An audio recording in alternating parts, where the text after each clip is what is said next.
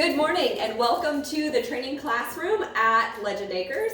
And right this morning we are located in Stuart, Tennessee.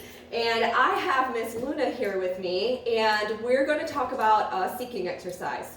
And so what seeking is when the nose dominates the brain, okay? So what I'm going to do here is I'm going to just do a simple exercise by taking a handful of cookies and tossing them into the floor and saying, Luna, find it, okay? And so in this exercise, right now Luna's cheating a little bit and she's using her eyes, okay? But what I want her to do is I want her to switch from vision to her nose, okay? And in doing so, what's going to happen is that her nose is going to take over her brain, okay? Dogs cannot multitask. It's one task at a time. And so if anyone has ever heard of, he's a comedian and a counselor, and so he talks about how men think in boxes and women think on like this, what does he call it, like this wire that just is going zoom, zoom, zoom, zoom, zoom and can jump from one thing to the next. And so it's kind of along the lines of that concept of thinking in a box. And so what happens with dogs is because they don't multitask well, what happens is they are only doing one thing at a time. So they open a box of a certain topic and that's what they're doing. But they have to close that box to then move on to the next task. And so that's what I'm getting Luna to do. I also want you to pay attention to her behavior when she does this exercise and then when she is done with this exercise. She's being very patient right now and waiting for me to do this again. Luna, find it. So there is an exercise in teaching them how to do this seeking and to use their nose, and it's called the Kibble Trail game. But right now she's using her nose. And so if you want more on the Kibble Trail, PM me and I can send you the game sheet on how to teach these games. And so one of the things that I've developed over the years is that dogs and children only like to do things if they're fun. And so I have taken a lot of the obedience commands and the cognitive work and turned them into games that you can play at home with them. And so back to this seeking.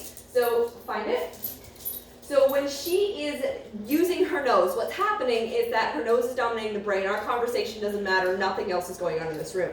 But when she's doing this also, there's no room for fear, anxiety, excitement.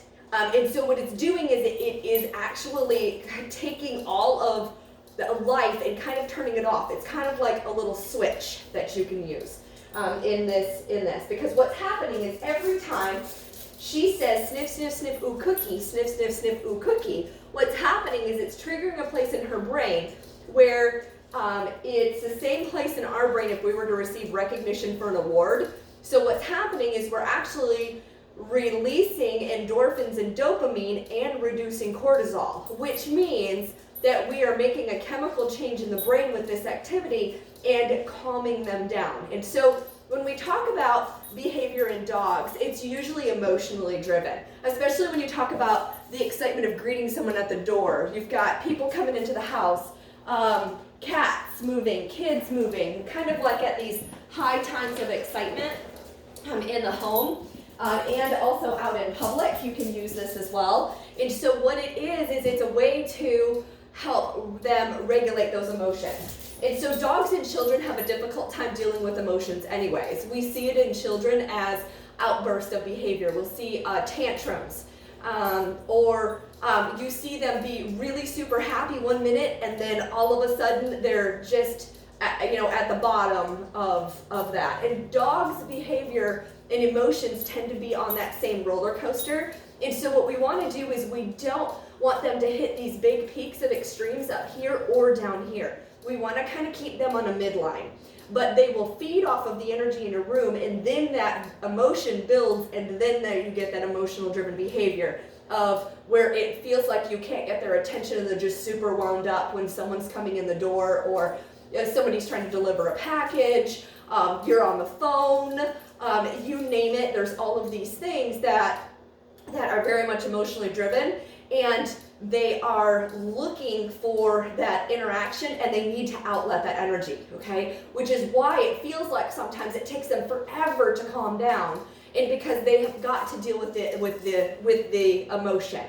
And so this is one way where we can let them deal with the emotion in a very calm way and actually bringing on an actual behavior change. Because I want you to also notice that when she's done with this exercise, she's not just leaving this exercise. When her nose is engaged and it's really taking over the brain, then she continues to do this seeking exercise over and over again.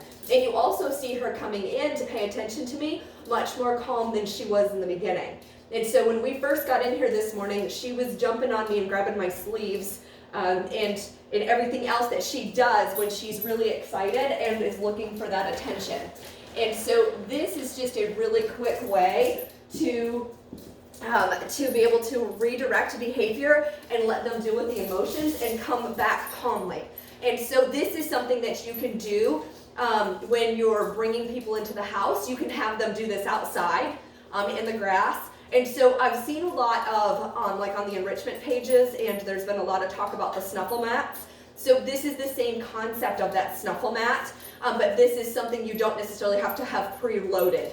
But if you have a couple of snuffle mats laying around, you can preload these, and then you can give them a snuffle mat when somebody's coming in. But the other thing about just kind of tossing it out into the middle of the room once they understand the concept of what it is that you're doing is they see you toss it, so you're not trying to like redirect and be like, no, I need you to play with this mat over here, and while they're like, but there's someone at the door. And so this lets them see that kind of leave, and you can give them that space. And so it works really well if you can send them back into the room away from the door, or like down a hallway. If you've got a hallway near your door, send them towards the end of that hallway, because by the time they finish this, your guests are in and they're calmly coming in to greet, okay? And so I know that a lot of you on, there's a forum that I posted in Arizona, because we are coming to Arizona within the next few weeks, and we're going to be setting up appointments starting February 1st. And so I was reaching out to find what the biggest need is in the area. And a lot of you had posted that it is this very excitable behavior where you feel like you cannot get their attention, and it's very difficult to do things like talk on the phone, greet people at the door, and it's probably also difficult for you to get out the door to go to work, various different things like that. And a lot of you have talked about trying to redirect with a Kong or a toy, and it's just not enough. And so this seeking exercise will then give you what you're looking for. But you're going to have to spend time doing it when you don't have people at the door. And so it's going to take a lot of practice in getting them to flip off that switch of that outside world to be able to do this exercise when they're in high distraction. And so I want to thank everybody for watching this video, and for Luna being an amazing dog today to do this demo for you. And if you'd like to learn more about our training, and you can find us on our website at www.legendacresboarding.com, as well as on Facebook, www.facebook.com/legendacres, as well as on Instagram and Twitter at legendacres. And you can also reach us through many other different avenues. You can send us a personal message on Facebook. You can also call or text off of the number that's listed on our website.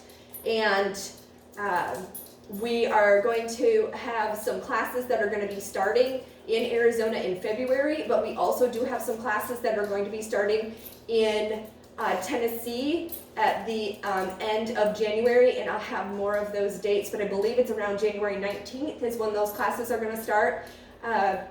And so we will definitely get you set up where you need to be set up at whichever location is closest to you. And we also offer online courses as well. So if we do not have a location near you, we do online live classes, which means that they're not pre-recorded like this recording. It's you're one-on-one in a chat room with myself and a demo dog on one side, and then you're in the comfort of your home with your dog on the other side. And we go through it the same as we would in person. The only thing is I'm not demoing with your dog. I'm demoing with the dog on this side, and then I have you demonstrate that you understand the task of what your homework is for the week. And then we proceed that way with those online classes. And so if you have any questions about that, feel free to contact us. And again, thank you so much for watching. And if you have any questions at all about the training, feel free to comment on this video or anywhere that you find this video. Okay, y'all have a fantastic day. Thank you.